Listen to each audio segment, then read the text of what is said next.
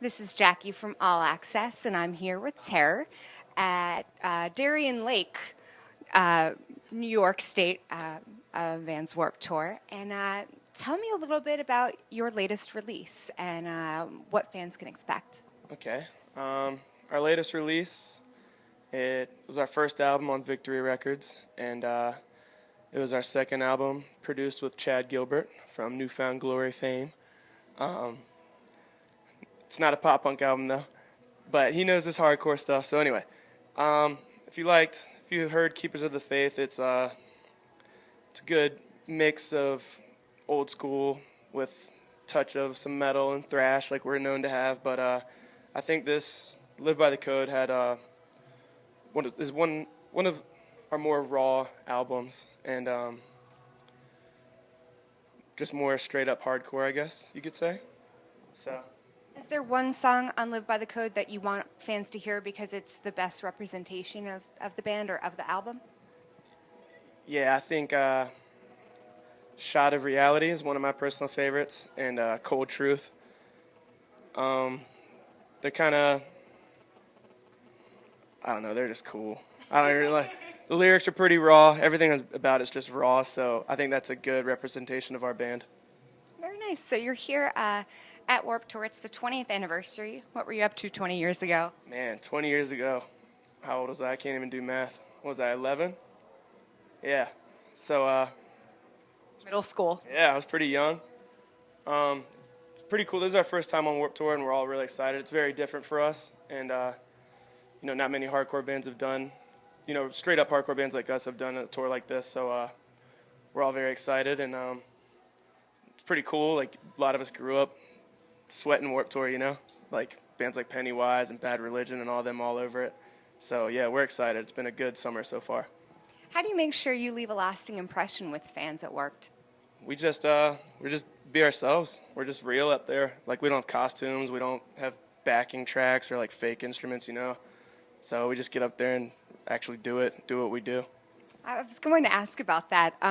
Some other bands on tour do play with at least one, if not many, other backing tracks. Yeah. Why do you think they do that? I don't know.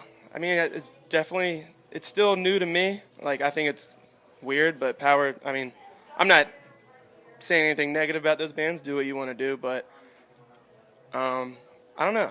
It's like very acceptable, I'm noticing. But I just think, why don't play the instruments, I don't know if they're cutting corners to save money or what. I mean, I know it obviously sounds better live, but I want to see the live band, I want to see the instruments, so whatever.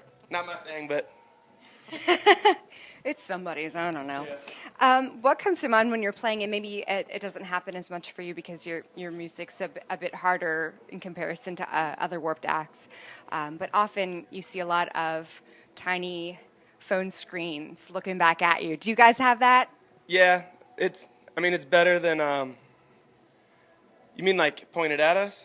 I mean, that's a lot better than this one, when they're up front and they're just like this. Oh, in the front? Yeah, and you're playing and you look down, they're just looking at their phone, texting. It's like, oh, cool, thanks. But, Move out of the way and make way for some real fans that want to be up front. right. So, I don't know. It's funny. Take a picture, put it away, move on, right? How do you guys promote, and I would assume that with hardcore it's a little bit more underground and not as easy, but how do you guys go about promoting your band and your sound? We do, there's a bunch of things. Like our past few albums, we've done like our own, like we kind of did it all very DIY. Like we made little promo tapes, we made thousands of stickers, zines and stuff, and all of us, we're all kind of spread out across the country. We're distributing in our own cities, like giving stuff to bands, and we take out a lot of younger bands in our scene too, so that always helps. We stay relevant in the scene when a lot of older bands just like don't even know what's going on in their own scene, but we stay fresh with all the younger bands, so I think that helps a lot too. And same thing I said before, we just keep it real. You know what I mean? What is your opinion of crowdfunding sites like Indiegogo and Kickstarter? that's again like just a new thing. Like, just got to go with the times, I guess. That's new, and that's what the music industry's changed so much with the internet. So it's got to go some way or another. I don't know.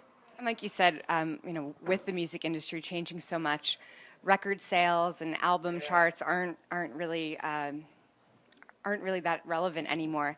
How do you guys judge success for your band, or how do you judge success for yourself? I just judge it by if people are still coming to the shows, still having fun, still stage diving. Like, if people are still going off, then you're doing it, Like, we've never paid attention to record sales or magazines or anything like that. Stuff's weird. That's Victory's job. They do the business, and they do it well, so it's fine. So what's up next for Terror after Warped Tour? We have some time off. We're going to do a lot of writing, and then we have a full month in Europe in November called the Never Say Die Tour. And then after that, we're recording a new album, which is called The 25th Hour, and that's going to be on Victory as well. So you already have the new album? Is it all written already? No, we got a lot of songs in the works, but after this tour is when we're really going to start putting everything together.